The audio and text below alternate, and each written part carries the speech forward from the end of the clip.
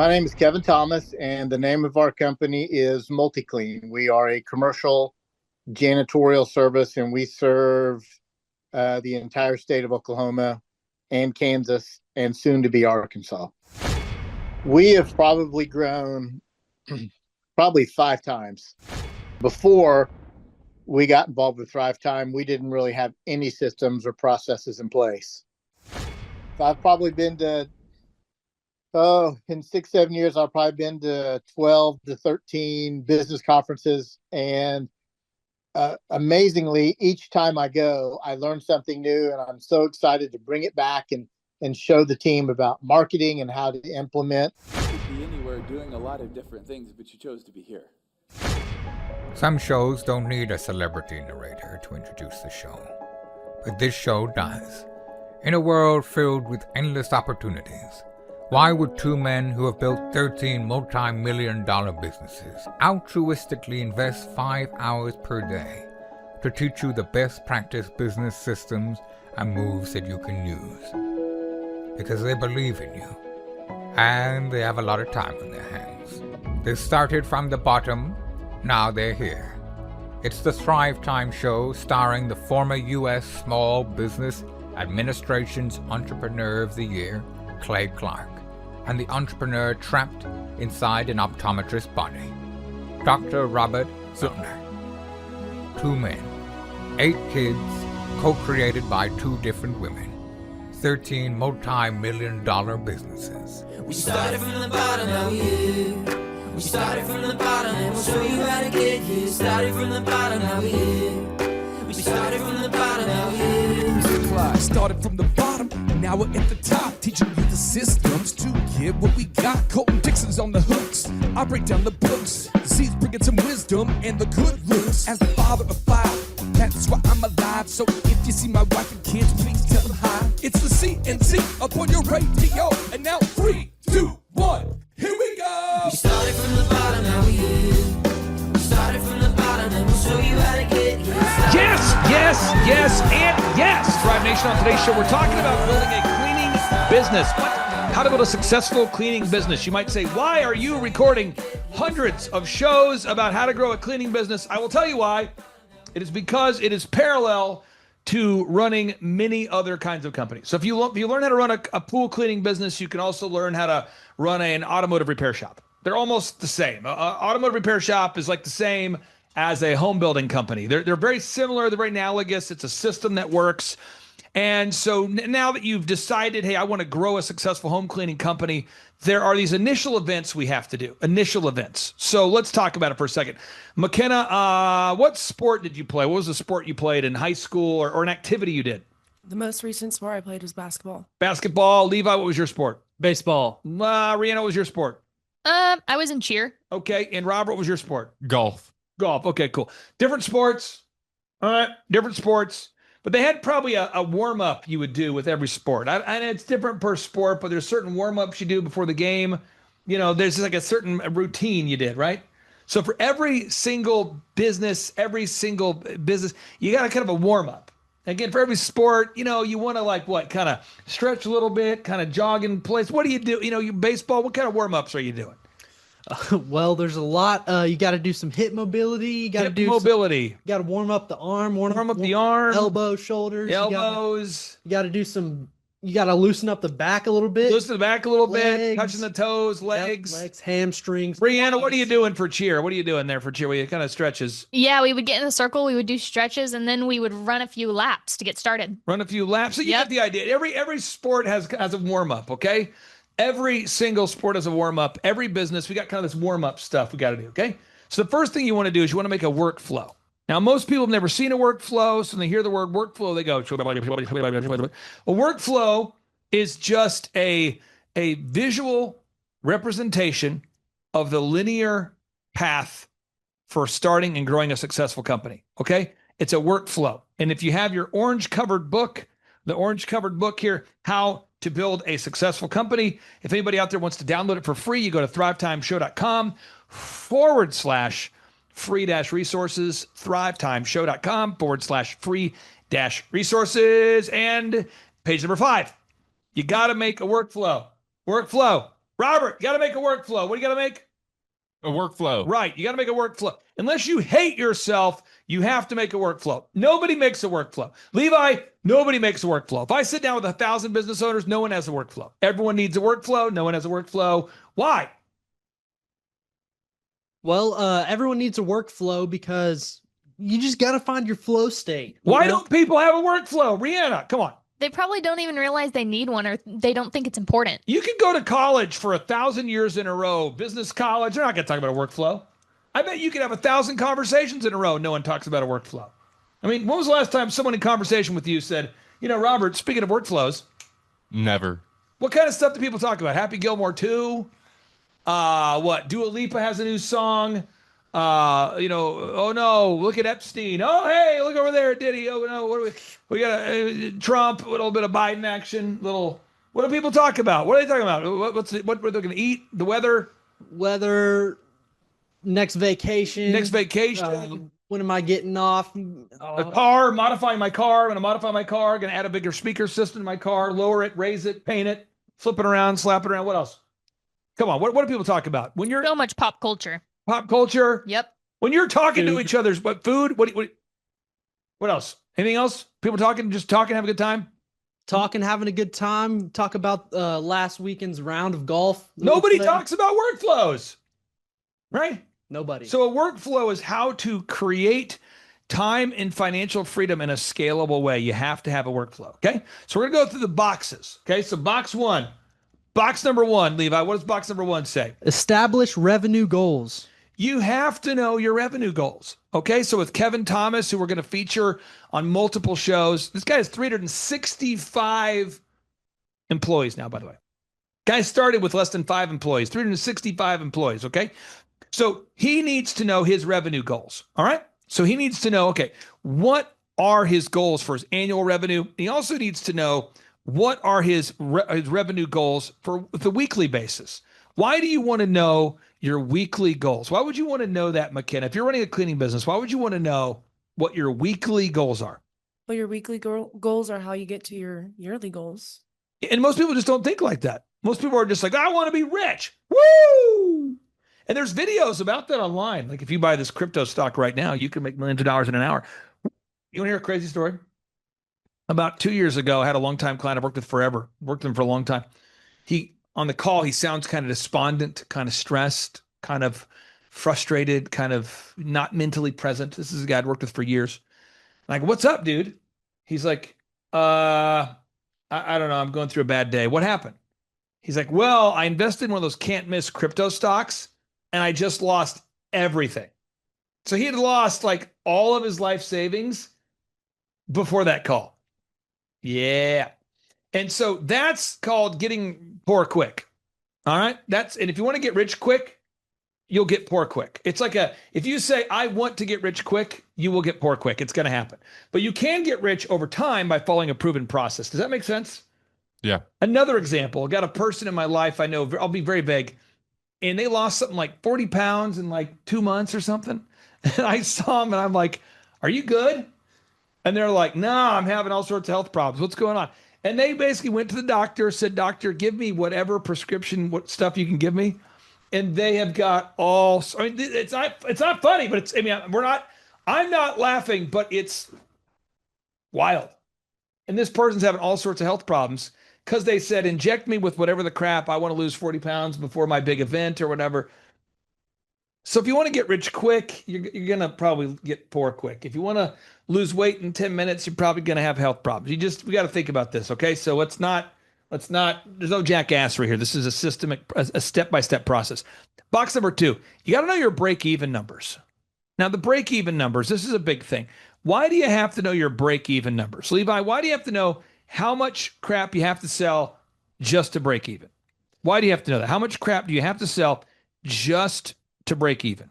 Well, that way at the end of the year or month, you're not down in money. So it's important to invest in your business, but you have to make a certain amount of sales to break even. That way you're not under. Rihanna, I think a lot of people don't consider, so elephant in the room, that's our haircut chain. Whether we cut anybody's hair or not, we still have the lease to pay. We still got air conditioning. we still have. Can you think of all the expenses that we still have, even if we don't cut anybody's hair? Oh my gosh, yeah. So there's the electricity, there's going to be the product that we order. It's going to be if there's no one cutting hair, but they're still scheduled, it's going to be paying all of the employees. It's going to be what else?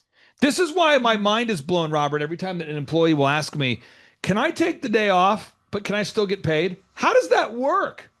Seriously, if we get paid to cut hair and we don't cut hair, where does this money come from? It's a good question. It doesn't. So there's like if you're a college teacher, if you're a government employee, there's a unique thing where you can get paid if you don't do anything. You know, the Bible talks about if you don't work, you don't eat. But it is possible to not work and eat well in the government. It is possible. And there are people that I know who do absolutely nothing and they get paid to do it. And that's because they have a job like that. But if you have a business, a cleaning business, and you don't clean somebody's home or business, you're not getting paid. So you got to figure out how many clients do you need to break even. We on the same page here? Okay. Right. Box number 3, McKenna coming in hot here. You got to know how many hours per week you're willing to work. Now, this is a very unique and touchy subject for people because, and again, I'm not beating anybody up. I'm just telling you, if you read the book of Genesis or the book of Exodus, both books talk about this idea of working 6 days and resting on the seventh. That's a biblical concept. You might have heard of Sabbath, work 6 days, rest on the seventh. It's both in Genesis and in Exodus. But most people today want to work how many hours a week, McKenna? What's the number? The average person is About 40. About 40. Now, where in 1938, who came up with a 40-hour work week, Robert? Ford, maybe. The 40-hour work week? What do you think, Levi? 1938. It'd be Franklin Delano Roosevelt, President FDR, and his lesbian wife. Yes! In 1938, FDR and his lesbian wife, they came, I'm being real. They invented the 40-hour work week. Now, the 40-hour work week, Rihanna, if let's just say the founding fathers, or let's say that the early pilgrims that came to our country, if they were trying to grow enough food to feed their families in a 4-day work week or 40-hour work week, how would that go? Not well. Everything would die. When you're working with crops, they have to be taken care of every single day. So if you take a day or 3 or 4 off, then everything's going to die. Now, if you're a farmer and you worked a 40-hour work week, what would happen to your animals today in today's culture there, Rihanna? Oh, everything is, it's not going to be as good as it could be. You know, they might try to call someone in to cover it or put everything on these automated machines, but without any of that, it's all going to die. And that's one thing that you have to understand. If you're out there today and you want to be self-employed, I'm not saying you do, but if you do, you're not going to be able to work 40 hours a week, especially when you're starting. Now, once you grow it to a large size, like Kevin, he now enjoys great vacations. Kevin, on part 2 of today's show, you'll see his story. He does great vacations. He and his wife spend a ton of time together. He's now got it down where it's a very manageable schedule. But at first, when you're building the business, you've got to put a lot of energy into it. It's like getting a satellite into space. There's a lot of, whenever you see a spacecraft take off, there's a lot of fire on the runway. There's a lot of fire. There's a lot of smoke. There's a lot of energy that goes into getting that satellite into orbit. Now, once it's there, theoretically, it's less energy to stay up there. Make sense? All right. So you got to figure out how many hours a week you're going to work. Now, when you're coaching with a client, Levi, why is it important for you as a coach to know how many hours per week that your client is willing to work? Well, as a coach, you want to, it's important to know that because you want to know what their work ethic is like. What if you're willing to work more than your client is? And I don't want to push the client out of their comfort zone to a place where they hate us. So I have to, that's why you're going to see with every client, we want to ask them, how many hours a week are you willing to work? You know, because if they're not willing to work 6 days a week, I don't want to sit there and assign stuff that's 6 days a week. Does that make sense? Yeah, for sure. So I just got off the phone with this household name client. He works 7 days a week. He's a household name personality. Everybody knows who he is. That guy's a 7-day-a-week guy. I don't know that I would want to work. So I like to work more of a 6. That's my flow. Okay. But some people want to work 3 or 4. And Robert, it's a different thing. And I'm sure you see it in the haircut business. And I'm not looking for names, but I'm looking for examples. Do you know people who work in the hair business that are unwilling to work 40 hours? Certainly, yeah. And they also don't get paid as much. They typically aren't as positive. I mean, it's a snowball effect. Typically, the people that work harder are the ones you want to keep, and the ones that work 40 hours. So there are people in the hair business that want to work like 20 hours a week. All Have you the seen time. this? Yes, I have. But they will come to me, which is interesting. They will come to me and say, hey, I don't ever want to work more than 40 hours. In fact, I want to work 25. But then they will go to Manna, who handles all the paychecks, and they'll say, Manna, I need to get paid more. And so it's like if you don't work, you don't eat, the idea. But it's very important we clarify this with all of our clients. Now, box number 4, okay? You have to define your unique value proposition. Now, this just in. There's a lot of companies that clean things, okay? Kevin wasn't the only guy to clean in his market. So multi-clean. So McKenna, he's not the only cleaning service in Oklahoma, okay? We know that. He's not the only one. But we have to help him stand out in the clutter of commerce. How do we get... I want you to think about it, Rhiannon. I want you to think about it. How can we help a guy like MultiClean stand out in the clutter of commerce where there's many other janitorial services, many other cleaning services? Imagine it's like a sport and you're trying out for the team and there's only 45 players that let's say there's only 52 players that get to make the NFL football team. And there's 150 guys that want to be on the team. How can we help that player stand out? Or in this case, how can we help your business stand out? If you're watching today's show and you have a cleaning service, how can we help your company stand out? Because if you have no leads, you will not succeed. How do we do it? I want to get your thoughts here. Rihanna first, and we'll go to McKenna. How can we help Kevin's business stand out in the clutter of commerce? Yeah, he's got to be the highest rated, and he's got to have a no-brainer. He's got to provide the credibility of being highest rated. That's going to be what people first see when they look you up on Google. And you have to have a no-brainer, something that's going to entice people to choose you over everyone else. Okay, coming back to you. So for Kevin, as an example, he'd been cleaning forever before I met him. I mean, this guy had been cleaning for years and years and years before he met me, and he was kind of stuck right there. You think about Shaw Homes. They were stuck at $14 million a year, and we helped them grow to $150 million a year. Just to give you context, they'd been in business for 30 years, and they were stuck at $14 million a year. And then we helped shawhomes.com grow to $150 million a year. From 14 to 150. That's the sound. Cha-ching. Okay, so how do we help a guy like Kevin get unstuck? Well, Kevin had thousands of former customers, but he had like 7 objective reviews or whatever the number was. It wasn't, very few objective Google reviews. He also had no pages of original search engine content, like very few pages indexed. So there are 4 things that help you get to the top of Google. There are 4, okay? 4. 1 is your website has to be canonically compliant. It's very important you know this, okay? Very important. Your website has to be Google compliant, or it's called canonically compliant. Canonically compliant. Second, it has to be mobile compliant. Mobile compliant. Your website has to be mobile compliant. McKenna, why does your website have to be mobile compliant, mobile phone compliant? Because everyone's using their phones. Yeah. For everything. It seems obvious, but if you're the cleaning service, it's like, oh, I didn't know that, right? Third is you have to have the most objective reviews from real humans, okay? And fourth is you have to have the most original HTML content. HTML stands for Hypertext Markup Language. I would argue that 99% of our population does not know how to get to the top of the Google search results, but they do use Google. I would argue that 99% of the people hearing this show use Google and YouTube, but you don't know how it works. And so it's so important that we help you optimize your website. Now to this day, when people go online to search for commercial cleaning in Oklahoma, they find Kevin's business. So let me do another example. If we go to Google and we type in Joplin Gyms, this is a longtime client of mine, Joplin Gyms, okay? So we pull up a tab there. Levi, if you search that real quick, Joplin Gyms. Everybody watching today's show, you do a search for Joplin Gyms. When you do a search for Joplin Gyms, Joplin, Joplin Gyms, why is it that Charles Kolaw comes up top, Kolaw Fitness, in the search results? And why have we been able to help them grow exponentially? Why do they come up top in the search results? Well, first of all, they have 12,000 Google reviews. 12,000 objective Google reviews. They also, by the way, have, I would argue, about as many pages of content. And people want to say, I want to be top of Google, and they don't want to learn this and master this. And I'm telling you right now, the secret formula. Okay, folks, this is the secret formula. If you want to be top in Google, this is how you do it.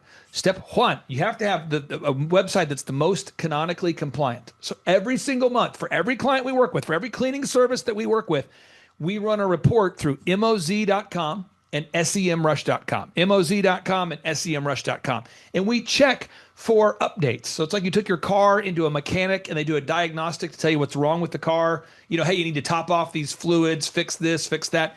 Every single month, we go to moz.com, semrush.com. We pay thousands and thousands of dollars to do diagnostic tests on every single website. So your website has to be canonically compliant, but this is not an event. It's a process. Why is growing a garden, Robert, not an event? Why is growing a garden a process? Because it takes time and nurture to get it to grow. It doesn't just grow overnight. It takes a lot of time. People want it to be an event, though, don't they? They do. Oh, yes, but it's not an event. It's a process, okay? If you're hearing this show, you've got to understand that. So your website has to be Google canonically compliant. Step number 2, it has to be Rihanna Mobile compliant. Yes, it has to be mobile compliant. If it's not mobile compliant, if it's not findable and not optimized for mobile, you lose. Okay. Third, you have to have the most original HTML content, hypertext markup language content. For some reason, when people listen to this show, they're going to hear one of these things and think, oh, basically, it's all you have to do is have the right most content. No, it's all of these things and working in concert. Okay. And then the fourth is whoever has the most objective Google reviews. Okay. So when someone goes to Google and they type in Bill Belichick, #1 fan. This is, by the way, Bill Belichick before Bill Belichick had the most recent, girlfriend thing. Okay. But Bill Belichick's #1 fan. Okay. I have optimized myself to come up top in the search results when you type in Bill Belichick's #1 fan. So if you go to Google and type in Bill Belichick's #1 fan, I am Bill Belichick's #1 fan. Why? Because I have chosen to optimize myself to be Bill Belichick's #1 fan. It is a thing you can do. All right. So that's how you optimize a website. And then every single week, if you're a client of ours, you have to do VISM. Every single week, VISM. If everybody out there gets this, that's a good thing. If you don't get it, I'm a bad teacher. There's no bad students, just bad teachers. VISM. Video reviews. You have to gather video reviews. Charles Kolaw every week gets video reviews. Levi, why does he get video testimonials, video reviews from real customers?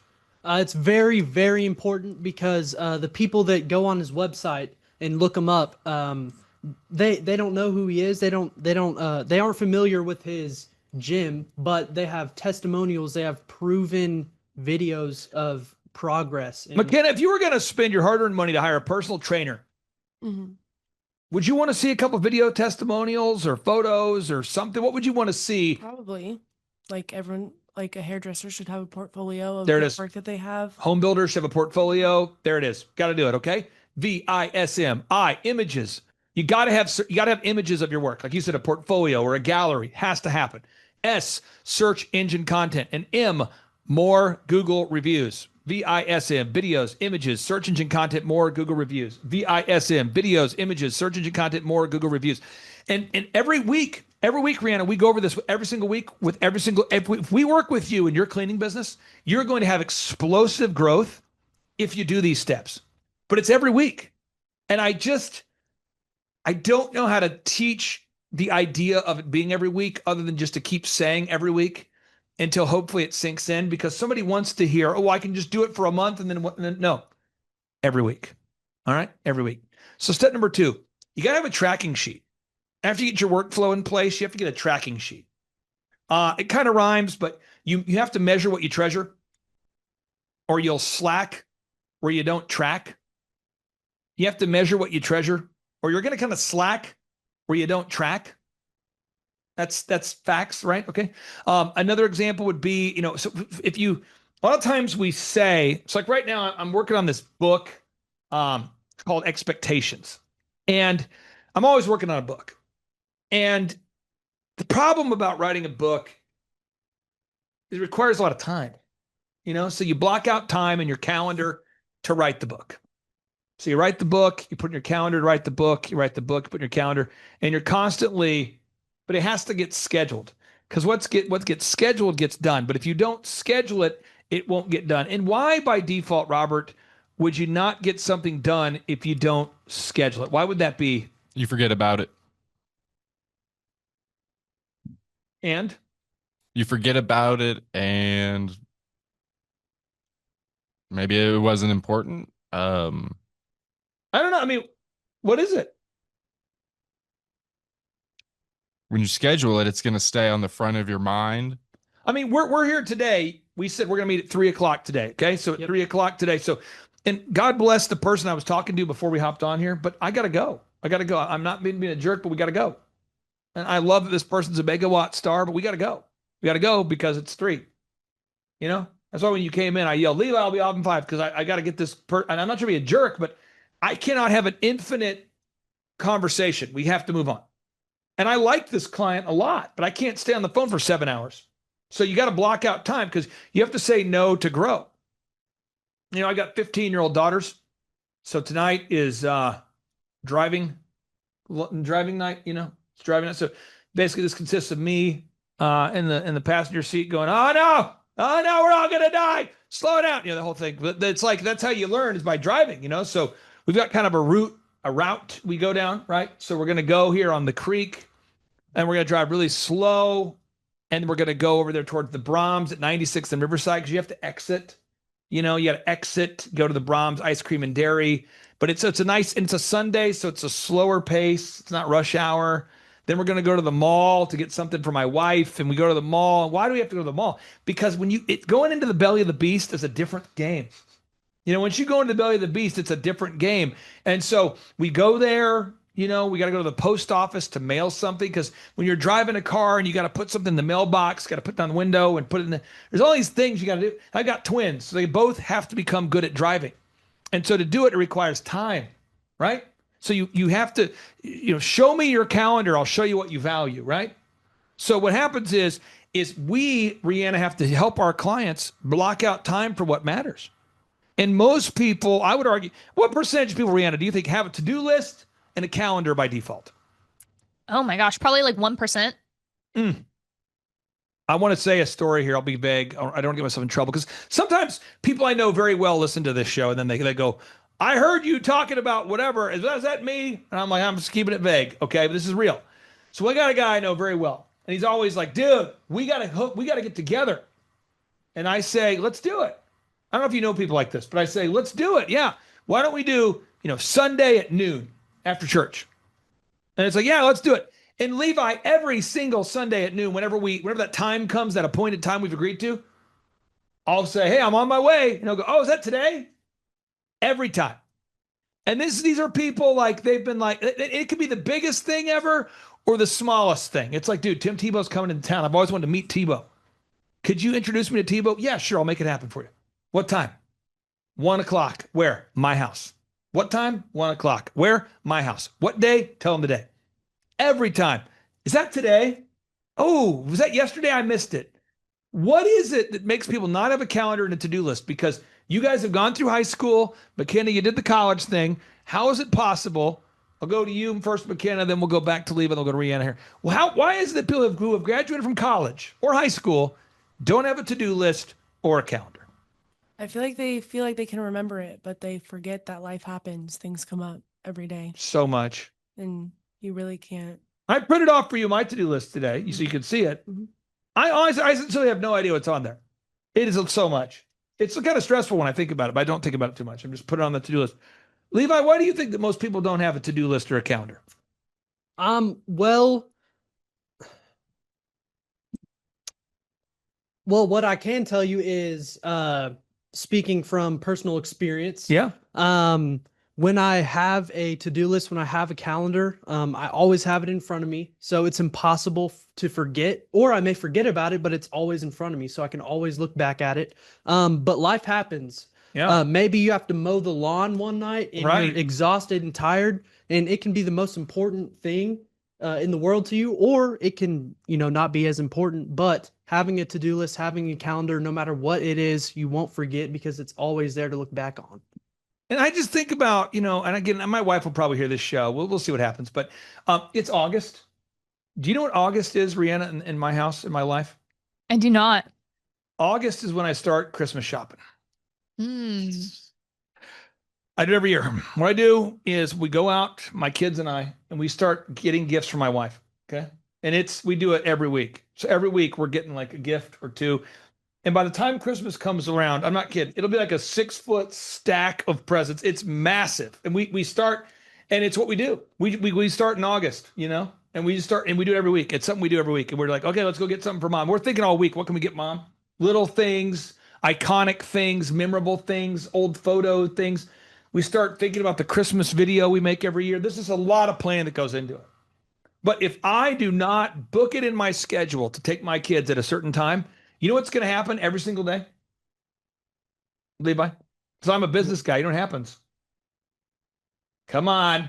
I'm a business guy. I've got a family time booked. Yeah. Every day it's going to happen. What's it going to be? You have it booked, you have it scheduled. So, if I don't have it on my calendar, what's going to happen? Oh, you're going to forget about it. You have so much going on in your life day to day. You're definitely going to forget about it. Yeah. So what happens is I get people that request tickets for the conferences. So I'm just showing you, they're like ticket requests, people texting in. They're going, hey, I want to get a ticket. Hey, I need a ticket. Can I get a ticket? And it's just constant, like, can I get a ticket? Can you send me a ticket? Can you send me, hey, I'd like to get a ticket. I'm from Wichita. Can I get a ticket? And it never stops. And there's always one more deal. I could always sell one more haircut, like one more, I'm involved in home remodeling. I could always just sell one more remodeling deal. I'm in pool cleaning. I could always sell one more pool maintenance deal. I love songwriting. I love it. I love songwriting. And I can just always write one more, one more. I like writing, reading. I like learning.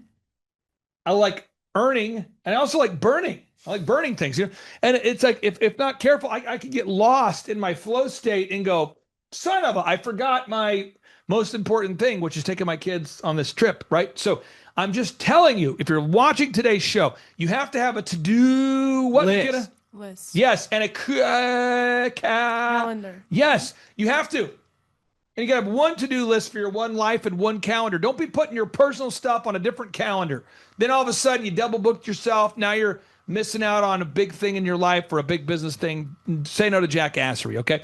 So step number 3. This is the warm-ups for every business, the warm-ups.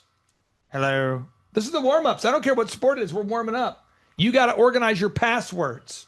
Why is it, Rihanna, that no clients ever,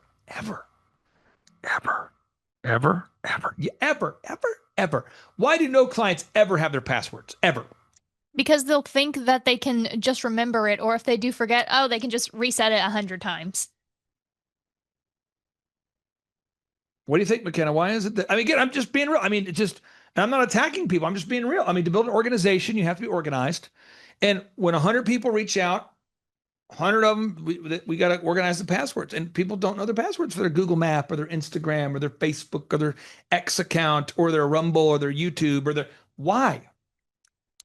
They just don't care. What do you think, Robert? A little bit laziness. Maybe they just think they can remember it. Obviously that's not going to be the case though. I'm just telling you, we help everybody do it. It's I don't know why. I don't know. Just 100% of the time, we got to help people with this.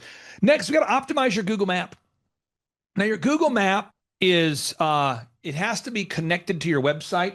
Your website has to be connected to your Google Map. Your Google Map has to be connected to your website. So somebody out there needs to grasp this idea. Thou shalt not optimize a website without optimizing thou Google Map. Henceforth, thou. Okay, so if we do a search right now, let's do a search for Visalia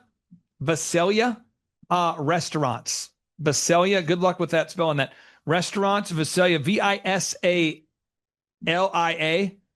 restaurant. Robert, what company comes up fourth in the search results? It doesn't show. Which one is fourth right here? Oh, fourth? Yes.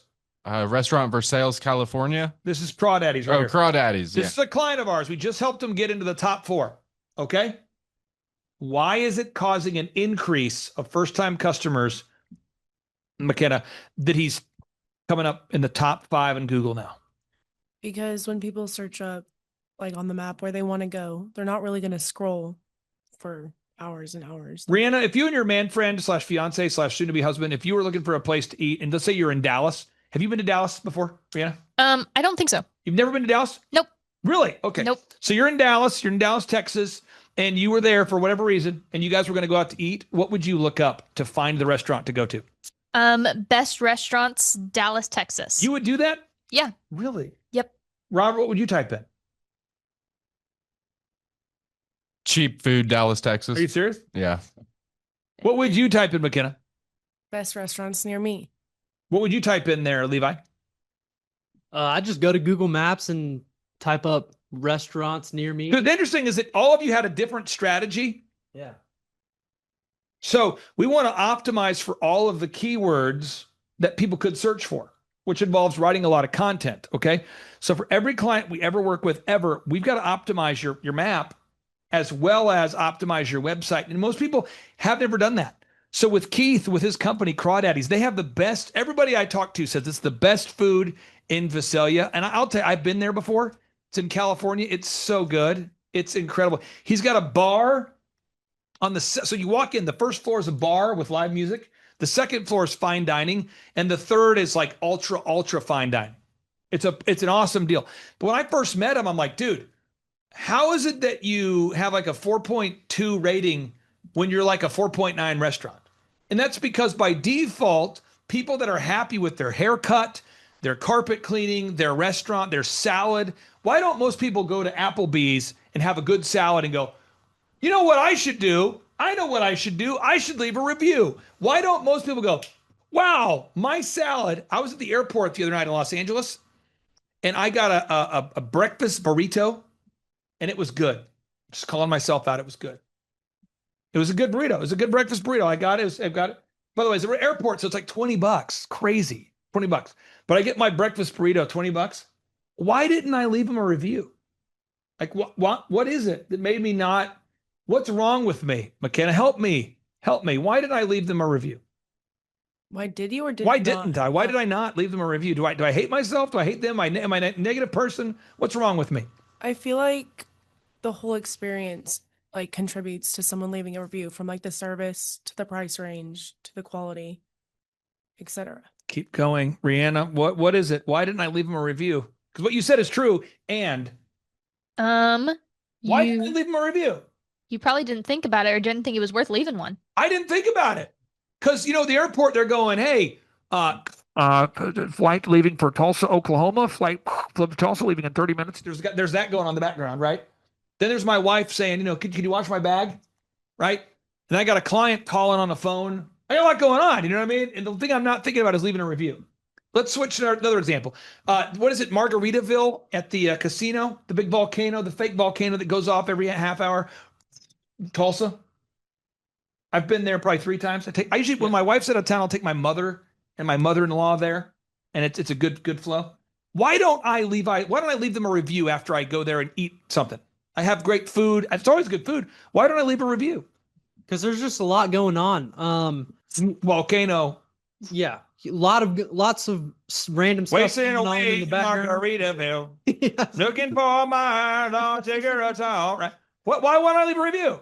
You just didn't think about it. There's too much going on. Living on sponge cake, washing the sun. Why don't I leave a review, Robert? Why? What's wrong with me? It's not important to you, or you don't realize how important it is to the business. So the server, the last time I went there, she says to me, have you left us a review? And I said, no, I have not. And she says, well, could you do one now? It'd really mean the world to us. And I did it. Why did I do it? Why, Robert? Because she asked you to. Right. You have not because you asked not, right?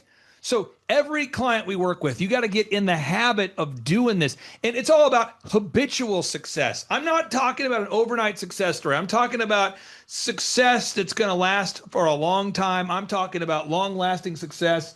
I'm not talking about you found a business coach on Tinder. Next thing you know, you hook up, boom, it's business. It's not going to happen. It's weird. Don't be looking on Tinder for business coaches. Okay, moving on. So box number 5. Okay, step number 5. You got to optimize all these platforms.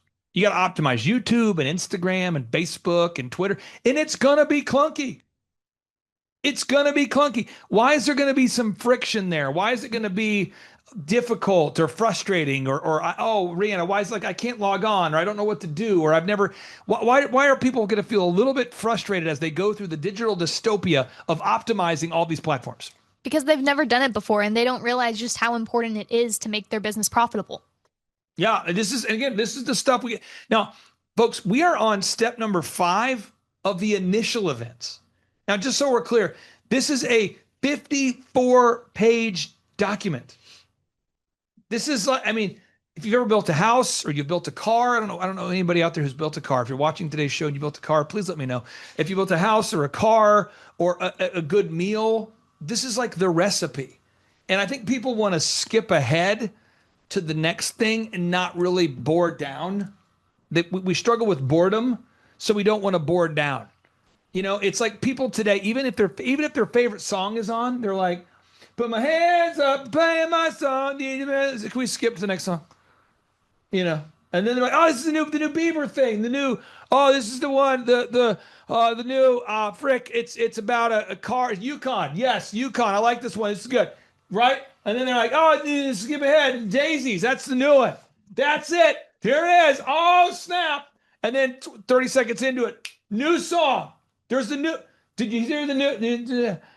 Do you see people like this? It's like they're skipping. You know, right? People do, right?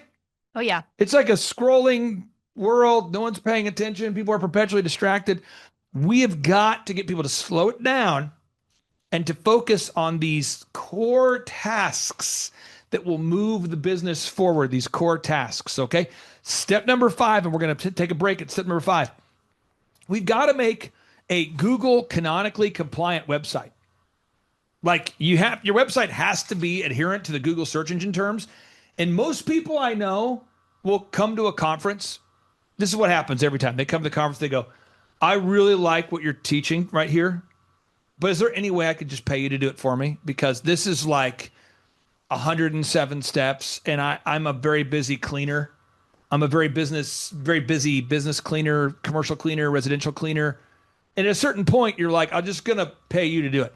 So let's talk about the gym for a second. When you go to a gym, think about the gym you go to, the gyms you go to, the gyms you've been to. If you were going to get all the crap that your gym had to make a home gym, it'd have to be what, like 2,000 square feet at least? And you'd have to have, what's the essential equipment you need to have really have a good home gym? Think about it for a second. You got to have what? The bench press rack? Yep. Probably a treadmill. The weights. Squat rack. And then you can do a lot of stuff on the Smith machine. Yep. Incline bench, probably. Maybe a treadmill. You need a lot of dumbbells. Leg press. Yeah. Mirrors. Dumbbells. You said dumbbells?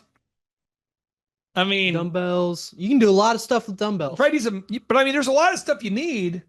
And after you buy it all, you're like, crap, it's only $35 a month to go to whereverfitness.com.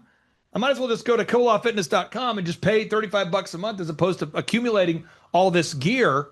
That's kind of how it is. So if you're watching today's show and you say, "I don't want to do all that," that's what Kevin said. Kevin said, "Look, if I could pay you $1,700 a month, which is less money than he paid any of his employees, by the way, it's like hiring a minimum wage employee. That's what $1,700 is like." He's like, "If I could pay you guys less money than it costs me to hire a minimum wage person, I think I'll just do that."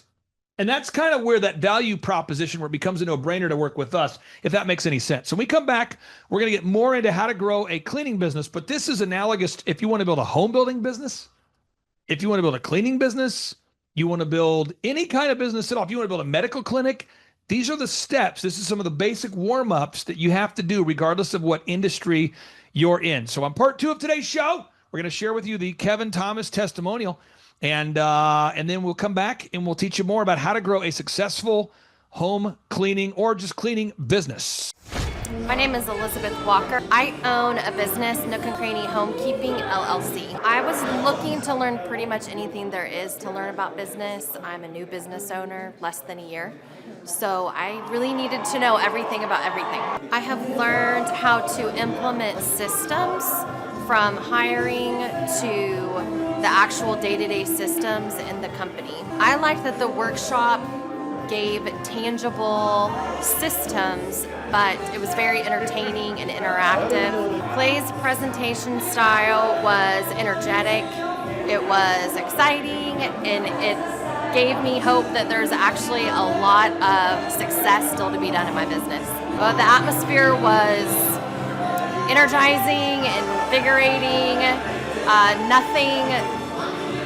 boring about it. It was absolutely exciting. Maybe that's the biggest thing I've learned is that this can be simple, and I think that's what they're missing out on.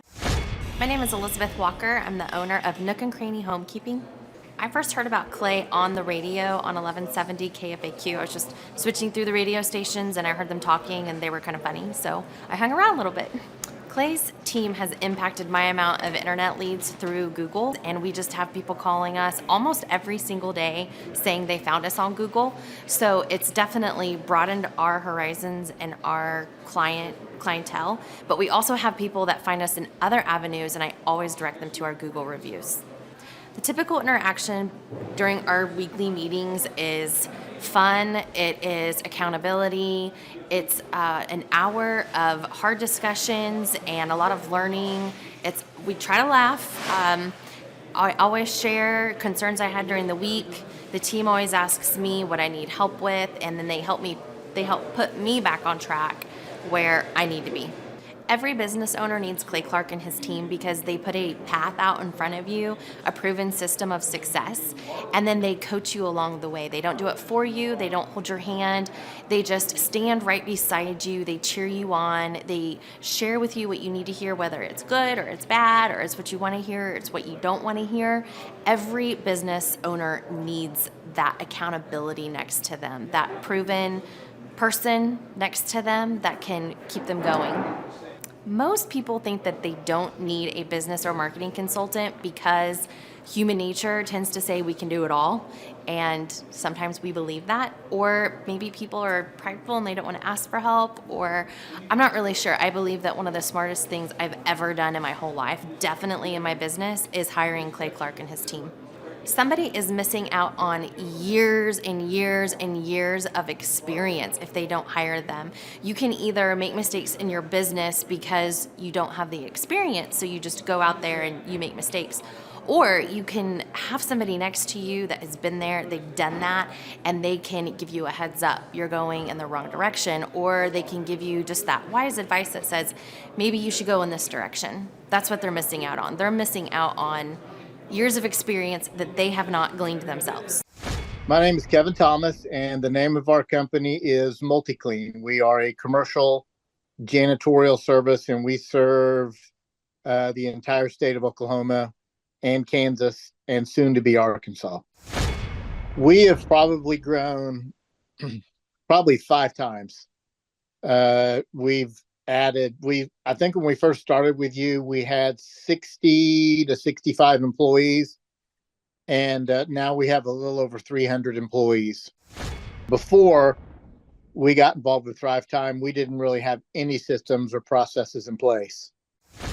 So I've probably been to, in 6-7 years, I've probably been to 12 to 13 business conferences, and amazingly, each time I go, I learn something new, and I'm so excited to bring it back and show the team about marketing and how to implement, how to help you guys implement the SEO. And the coaching is just great because there's accountability, and it's just a fantastic way to grow your company. Having a relationship with Thrivetime it's just been amazing for MultiClean. Oh my goodness, it frees me up because then I don't have to take a class on search engine optimization or learn marketing or shoot video. That's not what we do. What we do is commercial janitorial service. And you guys are the experts on marketing, and you teach me and hold my hand and show me how to do it right. And therefore now my company is much, much larger. Folks, on today's show, we're joined by a real client. He may look like a male model. He may look like a hologram, but he's a real person. He's a longtime client. He's a man that we consider to be a friend of the Thrivetime show and a friend of mine. Ladies and gentlemen, please welcome to the show, Kevin. Welcome on to the Thrivetime show. How are you, sir? Clay, I'm doing great. Had a great Christmas holiday, and I'm glad to be here.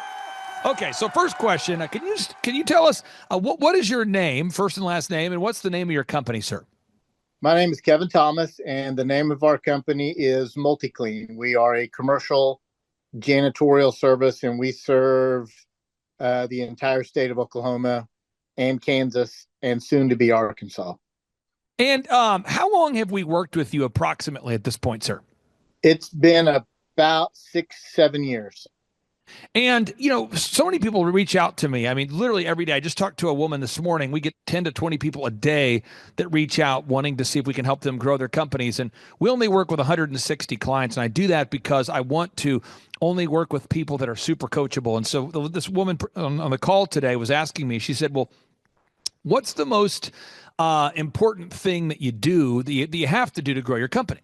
And I was telling her, I said, that's kind of like asking a skilled chef, what's the most important ingredient to make great cookies? Is it flour? Is it eggs? Is it butter? It's like asking a home builder, what's the most important component to building a house? Is it the footings? Is it the frame? Is it the concrete? That's like asking, it's a great question, but really it's all of it. And so I really wanted to talk to you today about all of it, implementing all of it, growing multi-clean, how we've been able to do it. So first off, could you share what it's like to have a coach that works with you every week who's committed to helping you improve your business by 1 or 2% every week? Well, Andrew is my coach, and the great thing about having him as the coach is he keeps me accountable. Because sometimes when you're the owner, there's no one to be accountable to. And he keeps me on track. He keeps me tracking sales, tracking wins. If we have a loss, he helps me figure out what happened.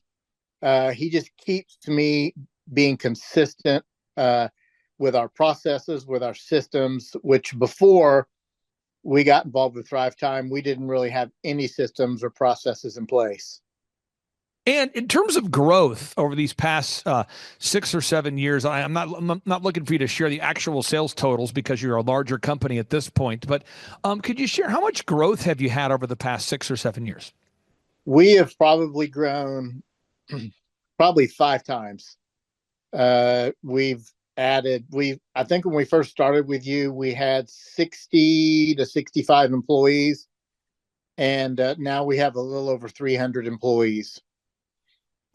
So just to be clear, I'm making sure I'm taking notes here. You've grown 5 times, and you've grown from how many employees to how many employees? About 60, 65 to well over 300 in that time frame. So let's unpack all the specific aspects of business growth. And I'm going to pull up a document so our listeners can see. What's your website we can go to right now to look at while I'm pulling up this source document? What's your web address, sir?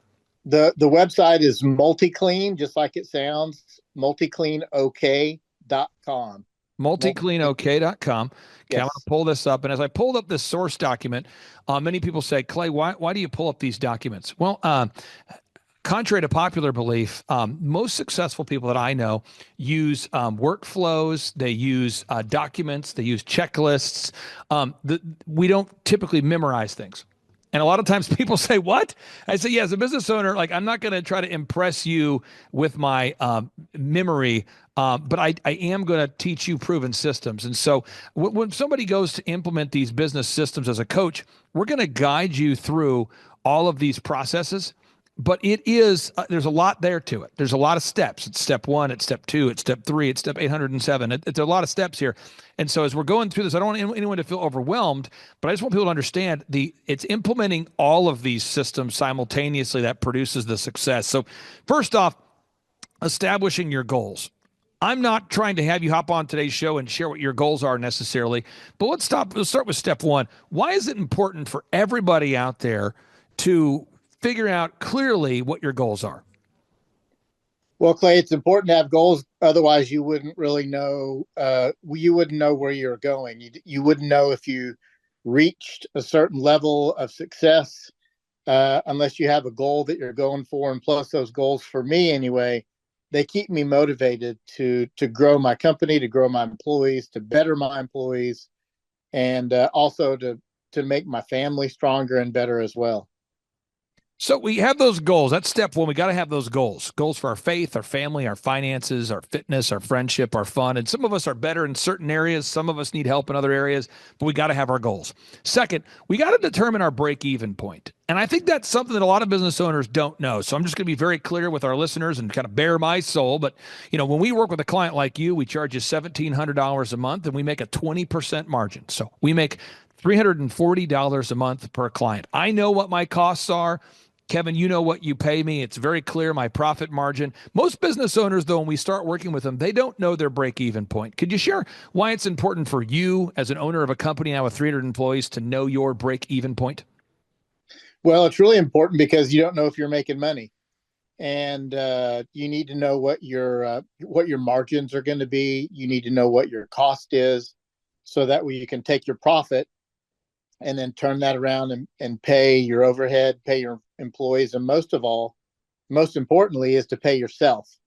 And because if you're not paying yourself and if you're not making an income, then the business is pretty much dead.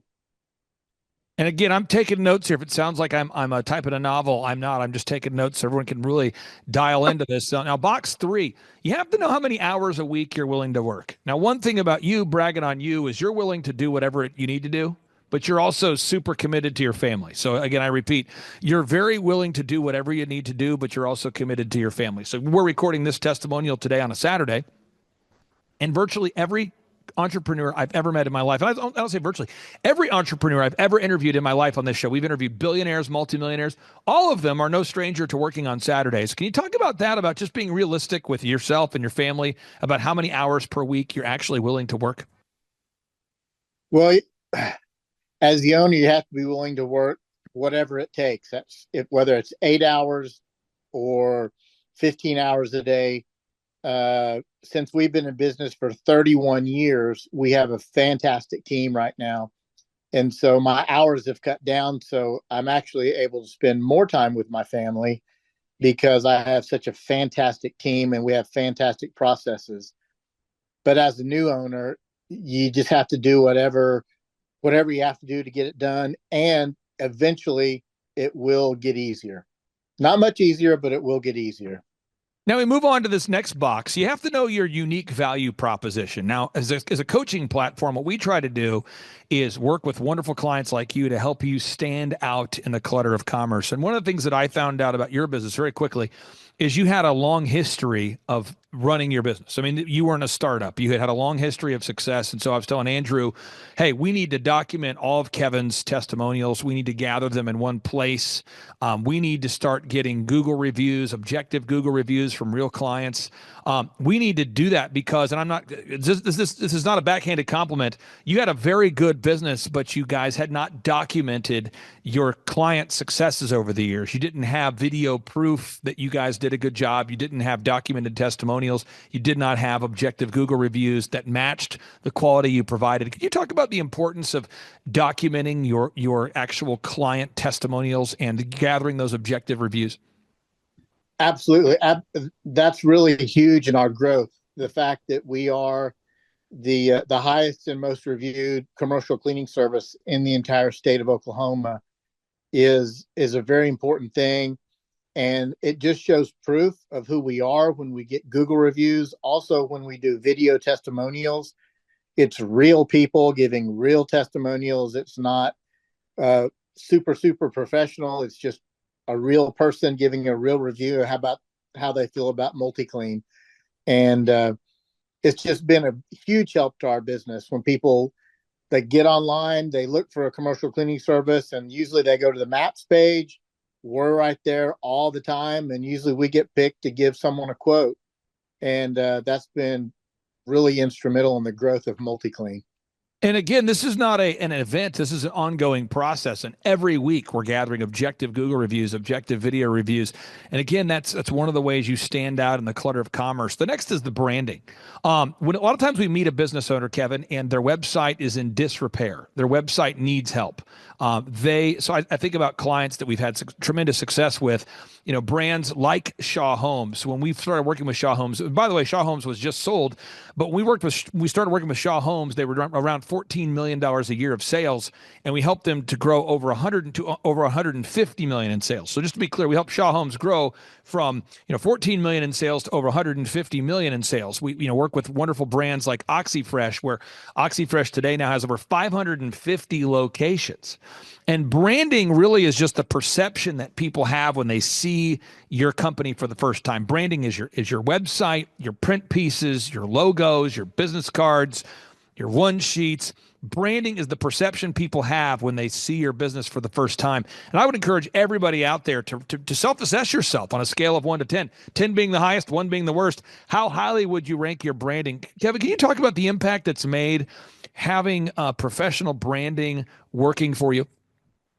Absolutely. Branding is pretty key in the commercial janitorial service, because there's a lot of startups that are very cheap and don't really offer much service. When we show up, everything that we do is professional. Our card looks good. Our proposal looks good. We have a team here that continually communicates with the customer or potential customer.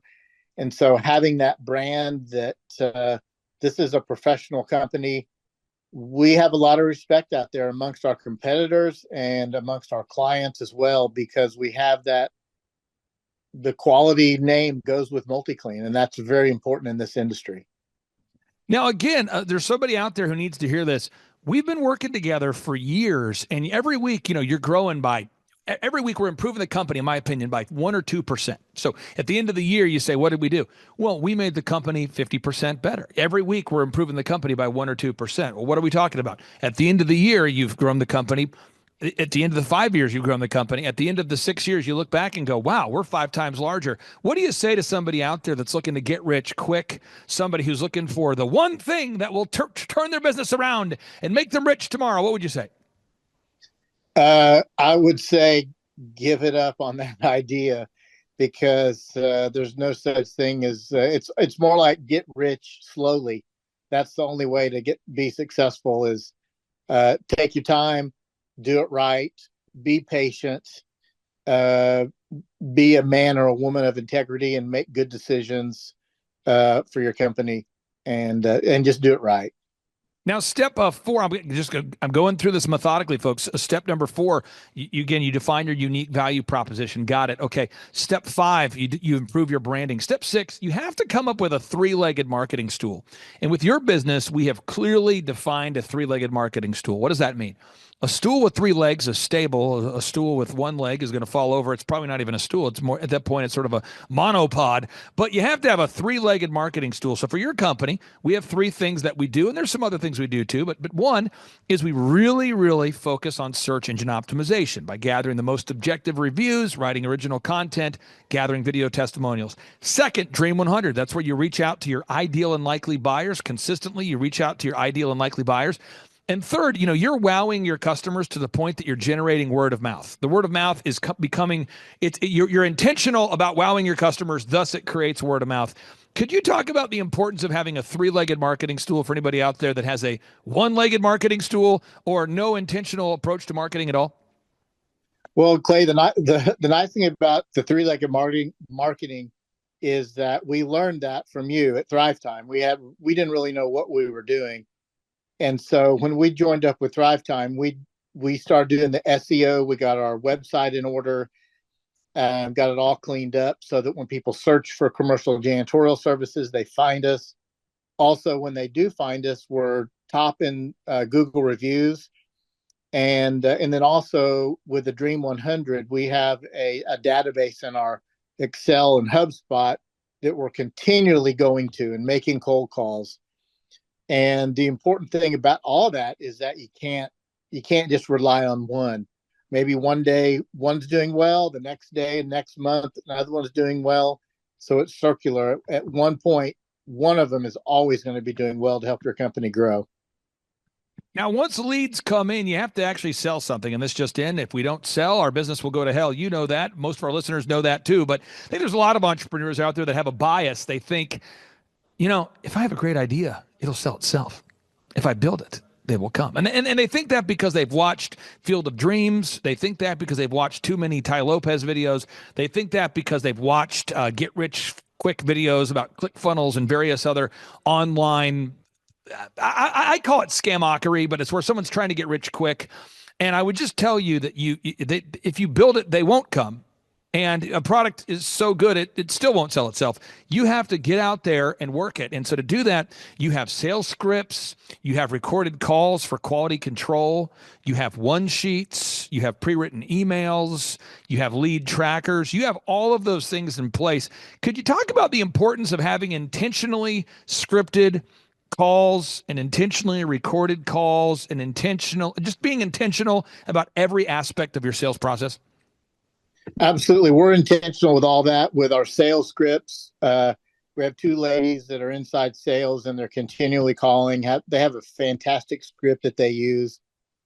The one sheet that we use, we give it and it compares us to other services. And actually that was designed by you guys at Thrivetime, which has been very helpful.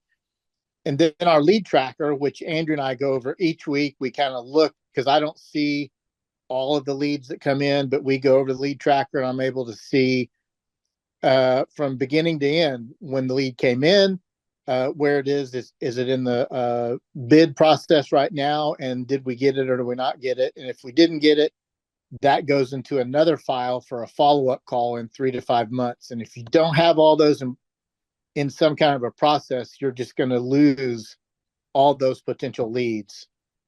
I hope that this broadcast can change somebody's life. Now, in part 2 of today's show, I am going to do a show specifically about how if you have a great idea, it won't sell itself. And you're going to, the part 2 of the show is going to start off with Steve Jobs. Steve Jobs, there's old video footage of Steve Jobs telling you, the viewer, telling me, the viewer, that, hey, a great product will not sell itself. And it's powerful when you hear from other people who are actually achieving success, who did achieve success. I encourage everybody to pay attention and take notes because we're trying to help you achieve massive success.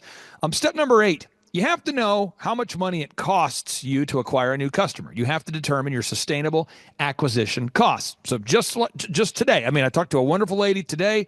I'm going to talk to a wonderful young man. I say a young man, a guy in his late 30s. I'm going to talk to a man in his late 30s today. I talked to a woman this morning who's super successful.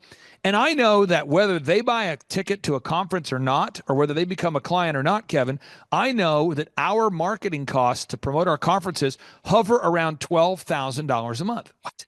Yeah. So I spend about $12,000 every month to market our business conferences. Why am I telling you that? Well, folks, do the math. If we have a conference every 2 months, so every 60 days, right? And we're spending $24,000 to promote a conference, and we're doing a conference every 60 days approximately, how much money does it cost me for every person who's in attendance? So let's just kind of do some math for a second. I want to give people some real examples. So if I'm spending $24,000 this month or over the next 2 months on promoting a conference and we sell a total of 300 tickets, that means it's $80. It costs me $80 per customer, per conference attendee. And I'm not talking about the food we serve, Kevin. I'm not talking about the Eric Trumps, the Robert Kiyosaki's, the Tim Tebows that come in to speak.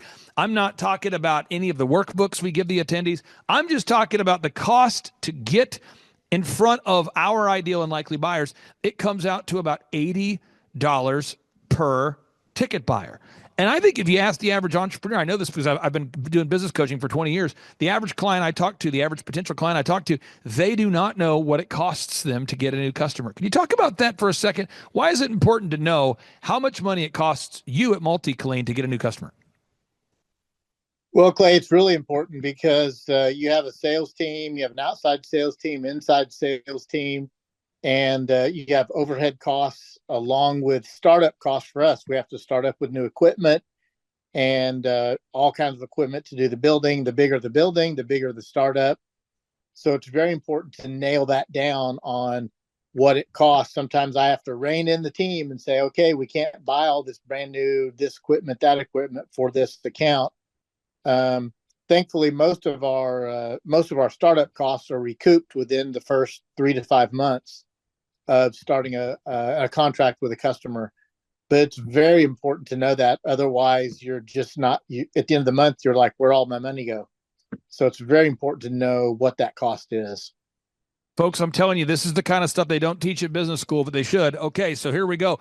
The next is this has been stuff we have to do. We have to, box number 9, step number 9. We have to create repeatable systems, processes, and file organization. Now, so many people, what's interesting to me, Kevin, is so many of our listeners, they know about Dr. Z and the auto auction, or they know about me in the dog training business, or they know about me in the haircut chain. And they go, Clay, did you grow up, like, was your dad like the Zohan? Was your dad really into hair? Is that how you got going? Or they'll go, Clay, or are you and Dr. Z really into cars? Do you have like an automotive background? Or they'll say it's z66aa.com. And Dr. Z, full disclosure, just did sell that business. So it's now switching the branding over here to America's Auto Auction, okay? And by the way, the company that bought his auto auction bought it because it was successful. People look up Make Your Dog Epic. They go, did you have a dog training background? People look up Dr. Zellner and Associates. They go, is that because you guys are in love with the human eyeball? And then what happens is people are left to think, are you successful because of luck? Or have you, Clay, and Dr. Z been able to combine to build, 14 multi-million-dollar companies because you're lucky? Because of your vast knowledge of the human eyeball and hair, dogs? Or is it because you're following a proven process? And that's what I want to hammer home into everybody's cranium right now. Everybody can do this, Kevin, but you've got to follow a system. What do you say to somebody who says, I just don't know if I can do it? What would you say? Well, I would say that before we had a relationship with Thrivetime, I don't even think I knew what a process meant or what a process was. So the coaches there have helped me put in some great processes in place to track sales, to learn about, we have a software called HubSpot that you're familiar with, Excel, and we have another software called HighRise that we use, and it tracks all of our customers day by day. And without that, we would be lost and floundering so poorly. But because of these processes in place, we're doing so well. It's all out of my brain because that's where it was before. And now it's not. Now it's in paper. It's on our server so that we can draw to it each week, and that really helps in our growth and the flow of the whole company. And I want to greatly respect your time. So the final 5 minutes we have here, we're going to kind of crank up the speed a little bit here. But box number 9, we've created repeatable systems and processes. We've documented these things so we can improve them over time. Box number 10, we've created management systems. I mean, what people on your team will do what jobs? What? Think about it, folks. If you have a company, what are you expecting your employees to do every day? What people on your team will not do their jobs, and what jobs are people doing well? What? Think about the people on your team. What are they supposed to be doing on a daily basis? And what are they not doing on a daily basis? What are they being held accountable for? And at the end of the day, Kevin, if you don't have checklists and documented expectations and some sort of merit-based pay, nothing's going to happen. Why do you have to take the time to make the checklists and the processes and the description of what you want employees to do and have some sort of merit-based pay system in place? Well, if it's not documented, then they won't know what to do.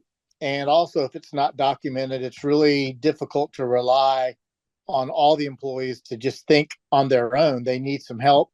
They need time to focus and to get things done. That goes all the way from the lady that welcomes everyone in, all the way up to our general manager, even to me. We have to have documented expectations. This is so powerful, folks. I'm hoping you're learning something. I'm telling you, folks, this is the boring stuff that will make you rich. You see, when the average person gets bored, the great clients, they board down. What am I saying? When the average person gets bored, the most successful people, they board down. You see a skilled athlete, you see a successful entrepreneur, they have focused on mastering these systems. They have focused on mastering their craft. People like Larry Bird, the great NBA player, people like LeBron James, people like Michael Jordan, they practiced to the point that they couldn't get it wrong. You don't practice until you can get it right. You practice until you can't get it wrong. And that's why you have to document these systems. Box number 11, you have to create a sustainable schedule. You have to have a schedule. Kevin, if you're not doing the group interview, let's say every week, if you're not interviewing potential client or potential employees every week, and you're not having your weekly accountability meetings with your team, what's going to happen if you don't have a predictable, repeatable schedule in place? Well, nothing's going to happen. That's the key. Having the group interview has been great. We just hired a salesman in our Oklahoma City office to the group interview, which was fantastic, and also in Tulsa as well. But just having those sustainable schedules in place is just great for the growth of the company. Now, Kevin, I've got a wonderful client. I'll be very vague. They're based in Florida, and they were telling me, they said, Clay, I have a vacation coming up in California. And I said, that's great. They said, no, it's terrible. I said, why is it terrible? They said, I haven't been doing the group interview consistently, and I've kind of delegated that to somebody in my office I don't really know what they're saying. I just know that the group interview, I'm not involved in the process, and I'm just looking at my calendar, and if we go on this trip to California, we're going to have some problems.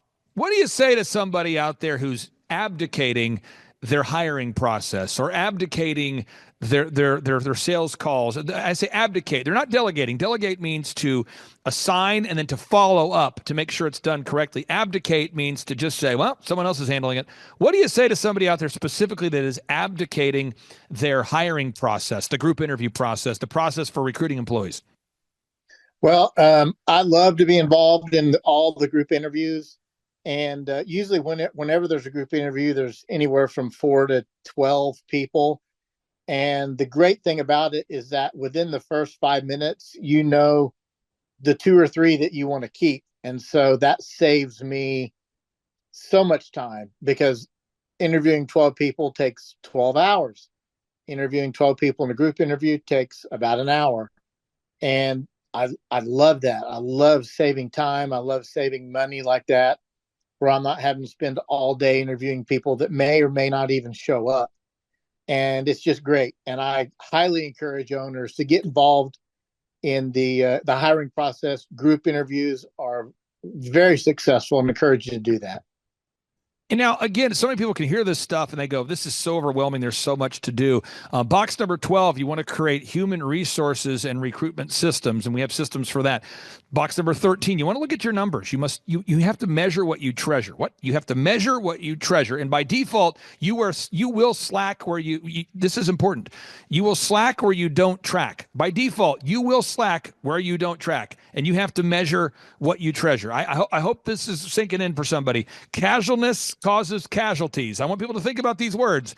Casualness causes casualties. You have to measure what you treasure. You will slack where you do not track. These are all things we're going to teach you. Kevin, we've got to have accountability, though. And so anybody out there, I have a law firm I've used for years, wintersking.com. The reason why I pay them on a monthly basis is I want to make sure that all my filings are correct, everything's being done properly. I have an accounting firm called CCK. CCK, I've used them for years. Over 10 years, actually. And I've used them. And the reason why I pay them on a monthly basis is I want to make sure that I'm paying my taxes on time, properly, that sort of thing. Any area of our life where we want to have improvement, I would argue you need to have a coach, whether it's an accountant, whether it's a lawyer. They have different names. Sometimes they're called a lawyer. Sometimes they're called an accountant. Sometimes in fitness. So many people I know, a lot of this is true. Some of my friends are former pro athletes. And they tell me, they say, Clay, as soon as I retired from my sport, I quit working out. And I go, okay, that's fine.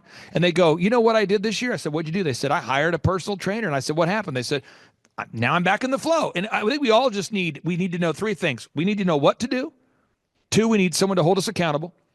And then we need to have someone who has the tools. Could you talk to somebody out there that's thinking about scheduling a 13-point assessment to talk to myself and our team about becoming a business coaching client? Well, I remember when I had my first meeting with you, I thought, I have nothing to lose, absolutely nothing to lose except growth. And after that 20 to 30-minute meeting with you, I thought, this is going to change the trajectory of MultiClean. And it has. And because the coaching they keep you accountable. And like I said earlier, sometimes it's hard to keep owners accountable because they think they know everything and we don't. So I've loved it. I've loved the coaching. I've loved having Andrew keep me accountable. And when sometimes I can't make the meeting, we have phone calls, and it's just been great. It's been good accountability. Even my wife says, no matter what, you're never leaving Thrivetime. Now, let's say this. Somebody, you know how we live in a soundbite world. So if you could, I won't paint you too much into a corner here, but if you have 30 seconds, you know, and somebody said, Kevin, how has the Thrivetime Show business coaching program impacted your business? Or how could it impact somebody's business? Kind of a 30-second overview or summary. How would you describe the business coaching and how it's impacted your business? Well, it's given me my why, and it's taught me the importance of systems. It's taught me the importance of family time and the F7 goals that you impress upon me all the time. Because, you know, you can be the owner of a company and work 100 hours a week, and then you have no family. And so the Thrivetime relationship I've had now for 6-7 years has done everything to not only improve my business, but improve my life, improve my relationship with my son and my wife. And it's just been fantastic. And I highly encourage, if you're thinking about growing your business and getting out of a rut, to meet up with Clay and all the people at Thrivetime. Final question I have here for you. I don't know that people know this because I try to keep it secret. I don't try to talk about it a lot, but this is just real. You know, we charge people $1,700 a month. That's what we charge people. $1,700 a month. And people say, why do you charge that? Well, it's a 20% margin. And that's what we do. Now, we have some clients that we partner up with when we make a percentage of the growth. And frankly, I make a lot of my wealth by teaming up with clients and these sorts of things. But when I was building my company, djconnection.com, I remember when I met with the Yellow Page guy, he told me it was going to be $2,500 a month to buy a Yellow Page ad. I mean, this is over 20 years ago, 25 years ago. And that amount was wild, you know. So I got a job at Applebee's, Target, and DirecTV. That was my get rich system, you know. As I went to work, that was my life hack. I got a job at Applebee's, Target, and DirecTV. But I think everybody needs a little bit of a hand up, maybe not a hand out, but a hand up. And that's why we make the packages affordable at $1,700 a month, 1700. It's less money than it costs to hire a minimum wage employee. Also, it is month to month, although most of our clients are with us for basically until they sell the company. Our average client is with us for over 6 years. But we do have scholarships. We work with a couple clients a month where if they need help financially, we work with them at a discount. What do you say to somebody who's thinking about coming to our next workshop with Eric Trump or Robert Kiyosaki or Tim Tebow or whatever workshop we have coming up? What do you say to somebody who's on the fence right now? They're going, I'm thinking about scheduling a 13-point assessment. I'm thinking about buying a ticket for an in-person workshop. Kevin, what do you say to them? I would say do both. I've probably been to, in 6-7 years, I've probably been to 12 to 13 business conferences. And amazingly, each time I go, I learn something new, and I'm so excited to bring it back and show the team about marketing and how to implement, how to help you guys implement the SEO. And the coaching is just great because there's accountability, and it's just a fantastic way to grow your company. Having a relationship with Thrivetime it's just been amazing for MultiClean. I don't know that we talked about it, but we do the photography, video, web, search engine, online ads. From a peace of mind perspective, what does that do for you as an owner, knowing that, hey, it's a flat rate I'm paying, and I have a team that handles all of that for me, the graphic design, the photography, the search engine, the web development, the strategy. What does that do for you? Oh my goodness, it frees me up because then I don't have to take a class on search engine optimization or learn marketing or shoot video. That's not what we do. What we do is commercial janitorial service. And you guys are the experts on marketing, and you teach me and hold my hand and show me how to do it right. And therefore, now my company is much, much larger. Kevin, I really do appreciate your time. For anybody in the Oklahoma area, anybody in Kansas, I believe you said Kansas, Oklahoma. What other states are you in now, Kevin? We're in Oklahoma and southern Kansas, and this in 2025, we are looking to open an office in Northwest Arkansas. I encourage everybody out there, check out the website right now. I'll pull it up one more time, folks. That website is multicleanok.com. That's multicleanok.com. If you're looking for a commercial cleaning service that you can trust, go to multicleanok.com. Kevin, thank you so much for your time, sir, and hope you have a great rest of your day. Thank you, Clay. Bye-bye. My name is Kevin Thomas, and the name of our company is MultiClean. We are a commercial janitorial service, and we serve the entire state of Oklahoma and Kansas and soon to be Arkansas. We have probably grown probably 5 times. I think when we first started with you, we had 60 to 65 employees. And now we have a little over 300 employees. Before we got involved with Thrivetime, we didn't really have any systems or processes in place. So I've probably been to, in 6-7 years, I've probably been to 12 to 13 business conferences. And amazingly, each time I go, I learn something new, and I'm so excited to bring it back and show the team about marketing and how to implement. Okay, Aaron Antis, September 25th and 26th. Guess who's coming back to Tulsa? I will give you a hint. His first name is Eric, and his last name is Trump. Whoa. And his father is the 47th president of these United States. Yes, Eric Trump is joining us once again here September 25th and 26th in Tulsa, Oklahoma for the 2-day interactive Thrivetime Show Business Growth Workshop. But Eric Trump is bringing friends. Yes, ladies and gentlemen, Alina Haba will be joining Eric Trump right here in Tulsa, Oklahoma. Amanda Grace will be in the place. Dr. Stella Emanuel will be here in T-Town in Tulsa, Oklahoma.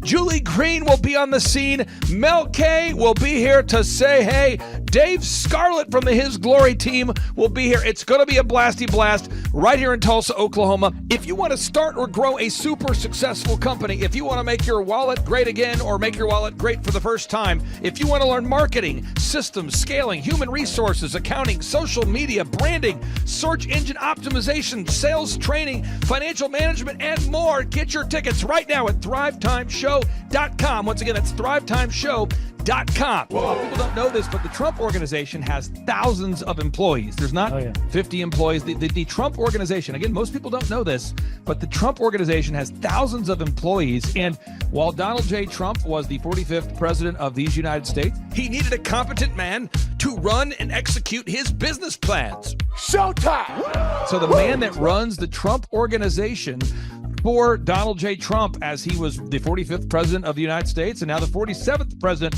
of the United States, is Eric Trump. And so Eric Trump is here to talk about time management, promoting from within, marketing, branding, quality control, sales systems, workflow design, workflow mapping, how to build. I mean, everything that you see, the Trump hotels, the Trump golf courses, all their products, the man who manages billions of dollars of real estate and thousands of employees is here to teach us how to do it. You are talking about one of the greatest brands on the planet from a business standpoint. Right. I mean, who else has been able to create a brand like the Trump brand? I mean, look at it. And this is the man behind the business for the last pretty much since 2015. He's been the man behind it. So you're talking, we're into 9 going into 10 years of him running it, and we get to tap into that knowledge. That's going to be amazing. Now, think about this for a second. But that Clay Clark, man, he is one character. It's a good word for him, character. Yeah, that is it. Good, driven, smart. And I've never met a guy who was so hyper all the time. He's doing so much good. And then I met his mother, and she just says, she just lets him be Clay Clark. I mean, so he's endorsed by his mother, and he's doing magnificent work. So it was great meeting you out there and all the people that he surrounds himself with. Clay Clark starts his days at 5 o'clock in the morning. Oh, it's incredible. Yeah, he's a machine. He's a machine. Yeah. But I have problems with my company starting at 9 o'clock. Yes, hundreds of people showing up at 5 a.m. in Tulsa, Oklahoma. Man, he's a leader of a leader. He's a fantastic young man. Oh, he is. The lineup continues to grow, and this is how we do our tickets here at the Thrivetime Show. If you want to get a VIP ticket, you can absolutely do it. It's $500 for a VIP ticket. We've always done it that way. Now, if you want to take a general admission ticket, it's $250 or whatever price you want to pay. And the reason why I do that, and the reason why we do that is because we want to make our events affordable for everybody. I grew up without money. I totally understand what it's like to be in a tight spot. So if you want to attend, it's $250 or whatever price you want to pay. That's how I do it. And it's $500 for a VIP ticket. Now, we only have limited seating here. With the most people we've ever had in this building was for the Jim Brewer presentation. Jim Brewer came here, the legendary comedian Jim Brewer came to Tulsa, and we had 419 people that were here. 419 people. Yeah. And I thought to myself, there's no more room. I felt kind of bad that a couple people had VIP seats in the men's restroom. No, I'm just kidding. But I thought, you know what? We should probably add on. Clay Clark is here somewhere. Where's my buddy Clay? Clay's the greatest. I met his goats today. I met his dogs. I met his chickens. I saw his compound. He's like the greatest guy. I ran from his goats, his chickens, his dogs. So this guy's like the greatest marketer you've ever seen, right? His entire life, Clay Clark, his entire life is marketing. So again, if you want to get tickets for this event, all you have to do is go to thrivetimeshow.com. Go to thrivetimeshow.com. When you go to thrivetimeshow.com, you'll go there, you'll request a ticket, boom. Or if you want to text me, if you want a little bit faster service, you say, I want you to call me right now. Just text my number. It's my cell phone number, my personal cell phone number. We'll keep that private between you, me, everybody. We'll keep that private. And anybody. Don't share that with anybody except for everybody. That's my private cell phone number. It's 918-851-0102. 918-851-0102. I know we have a lot of Spanish-speaking people that attend these conferences, and to be bilingually sensitive, my cell phone number is 918-851-0102. That is not actually bilingual. That's just saying Juan for a one. It's not the same thing. I think you're attacking me. Now, let's talk about this. Now, what kind of stuff will you learn at the Thrivetime Show workshop? So, Aaron, you've been to many of these over the past 7-8 years. So let's talk about it. I'll tee up the thing, and then you tell me what you're going to learn here, okay? Okay. Yeah. You're going to learn marketing and branding. What are we going to learn about marketing and branding? Oh, yeah. We're going to dive into, so many people say, I got to get my brand known out there, like the Trump brand, right? You want to get that brand out there. It's like, how do I actually make people know what my business is and make it a household name? You're going to learn some intricacies of how you can do that. You're going to learn sales. So many people struggle to sell something. This just in, your business will go to hell if you can't sell. So we're going to teach you sales. We're going to teach you search engine optimization, how to come up top in the search engine results. We're going to teach you how to manage people.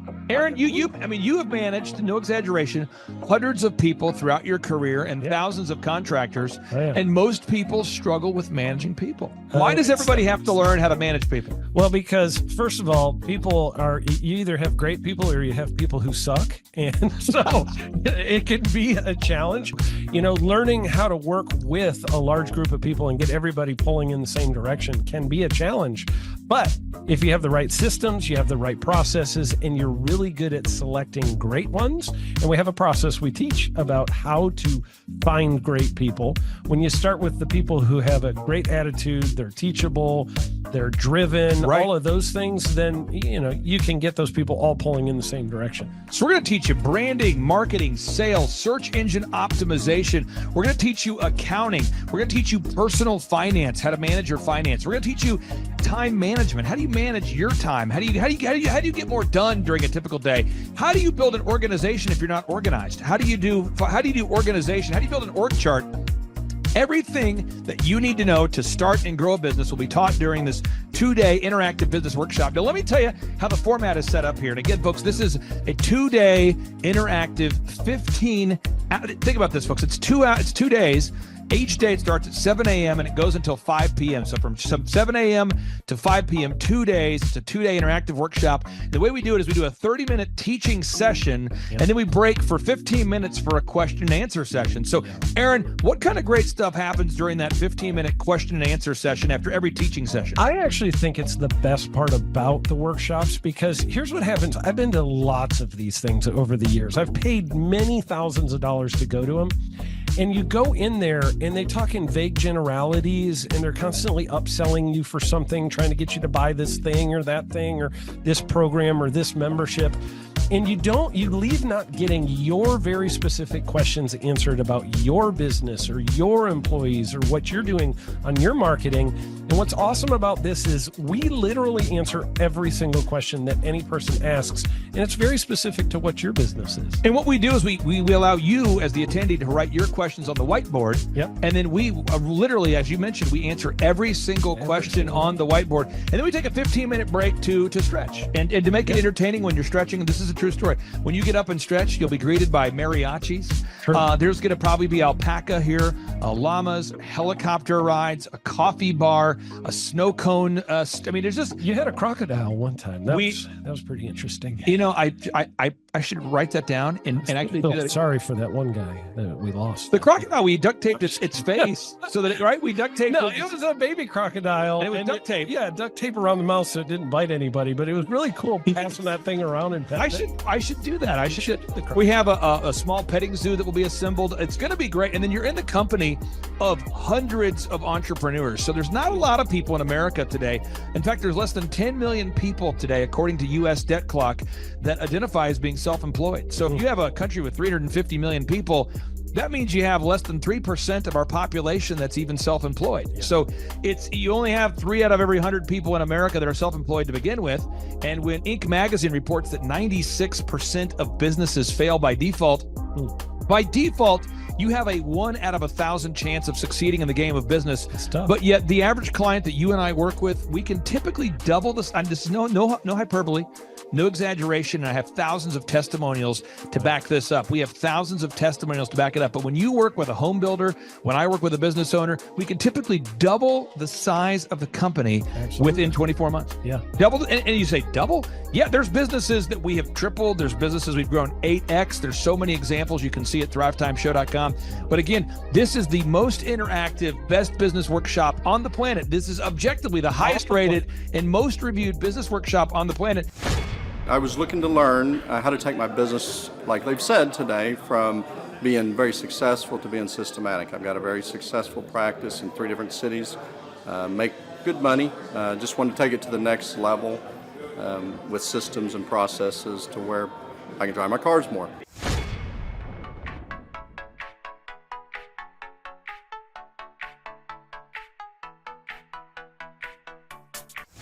Paul Hood. I have been a CPA for 33 years.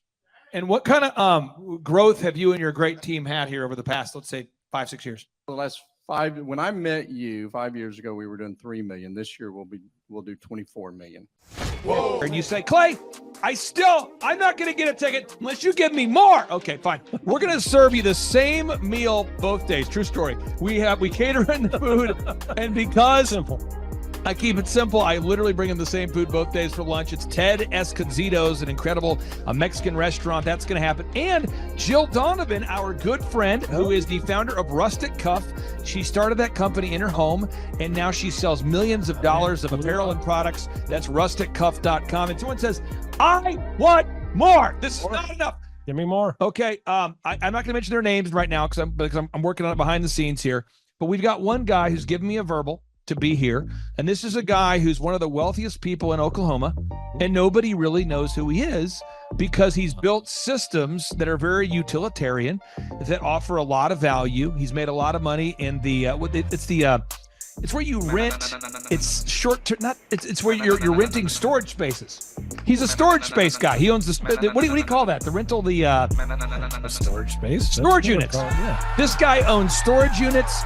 He owns railroad cars. He owns a lot of assets that make money on a daily basis, but they're not like customer facing. Most people don't know who owns the mini storage facility, or most people don't know who owns the warehouse that's passively making money. Most people don't know who owns the railroad cars, but this guy, he's given me a verbal that he will be here, and we just continue to add more and more success stories. So if you're out there today and you want to change your life, you want to give yourself an incredible gift, you want a life-changing experience, you want to learn how to start and grow a company, go to thrivetimeshow.com. Go there right now, thrivetimeshow.com. Request a ticket for the 2-day interactive event. Hey, how's it going? I'm Thomas Crossan, owner and founder of Full Package Media in Dallas, Texas.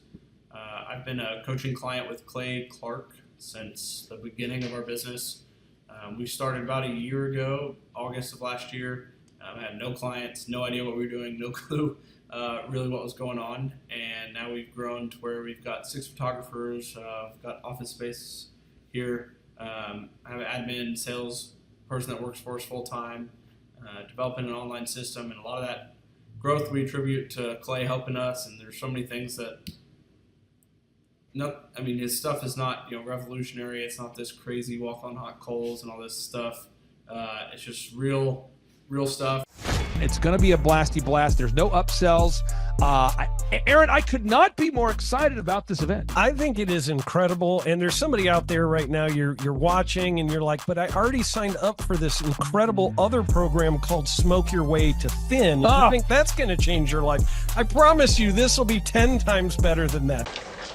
It's like I picked the wrong week to quit smoking.